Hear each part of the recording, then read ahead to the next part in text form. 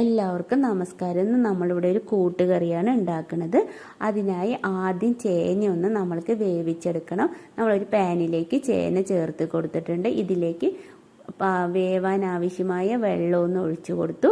ഇതിലേക്ക് ഒരു 3/4 സ്പൂൺ മുളക് പൊടിയും 1/4 സ്പൂൺ മഞ്ഞൾപ്പൊടിയും ചേർത്ത് ഒന്ന് ഇളക്കി അടച്ച് വെച്ച് വേവിച്ചെടുക്കുക.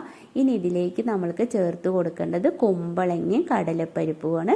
ഇതൊരു അര വേവായ ശേഷം വേണം നമ്മളിതിലേക്ക് ഉപ്പ് ചേർത്ത് കൊടുക്കാനായി. ആദ്യം തന്നെ ഉപ്പ് ചേർത്ത് കൊടുത്ത ചേന വേവാൻ ബുദ്ധിമുട്ടാണ്. ഇതൊരു അര വേവായി. ഇനി ഇതിലേക്ക് ഉപ്പ് ചേർത്ത് കൊടുത്തു. ഇനി കുമ്പളങ്ങയും കടലപ്പരിപ്പ് കുതിർത്ത് കഴുകി വെച്ചതാണ്, അതും കൂടി ഇതിലേക്ക് ചേർത്ത് കൊടുക്കുക.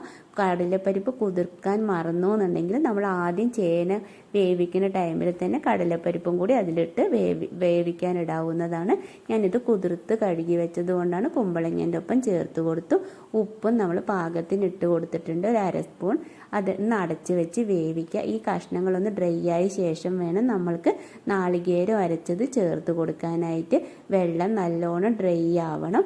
ഇനി നമ്മൾക്ക് നാളികേരം ഒരു 1.5 കപ്പ് നാളികേരമാണ് എടുത്തിരിക്കുന്നത്. അതിലേക്ക് ഒരു 1/2 സ്പൂൺ ജീരകവും 3/4 സ്പൂൺ കുരുമുളകും ചേർത്ത് അരച്ചു. ഈ കഷ്ണങ്ങളൊക്കെ നല്ലോണം ഡ്രൈ ആയി. ഇതിലേക്ക് ഈ നാളികേരം അരച്ചത് ചേർത്ത് കൊടുത്തിട്ടുണ്ട്. ഇനി ഒരു വെല്ലമാണ് ഇതുപോലെ പൊട്ടിച്ചെടുത്തിരിക്കുന്നത്. ഈ വെല്ലവും കൂടി നമ്മളിതിലേക്ക് ചേർത്ത് കൊടുത്തു. നാളികേരം നന്നായിട്ട് ഈ കഷ്ണങ്ങളിൽ നന്നായിട്ടൊന്ന് ഇളക്കി യോജിപ്പിക്കണം. ആ ടൈമിൽ തന്നെ വെല്ലവും അലിഞ്ഞ് ഈ കഷ്ണങ്ങളിലേക്കൊന്ന് യോജിക്കുന്നതാണ്. അപ്പം ഈ പരുവമായ ശേഷം വേണം നമ്മൾ ഇതിനെ വേറൊരു പാത്രത്തിലേക്ക് മാറ്റി കൊടുക്കാം. ഇനി ഇതേ പാനിൽ തന്നെ നമുക്ക് കടുക് താളിച്ചെടുക്കാവുന്നതാണ്. ഞാൻ ഈ കഷ്ണങ്ങളൊക്കെ വേറൊരു പാത്രത്തിലേക്ക് മാറ്റി കൊടുത്തു.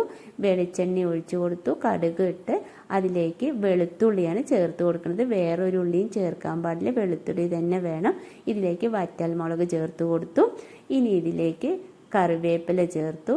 ഇനി നമ്മൾക്ക് ചേർക്കേണ്ടത് 1 കപ്പ് നാളികേരം ചിരവി വെച്ചിട്ടുണ്ട്, അതും കൂടി ഇതിലേക്ക് ചേർത്ത് കൊടുക്കണം.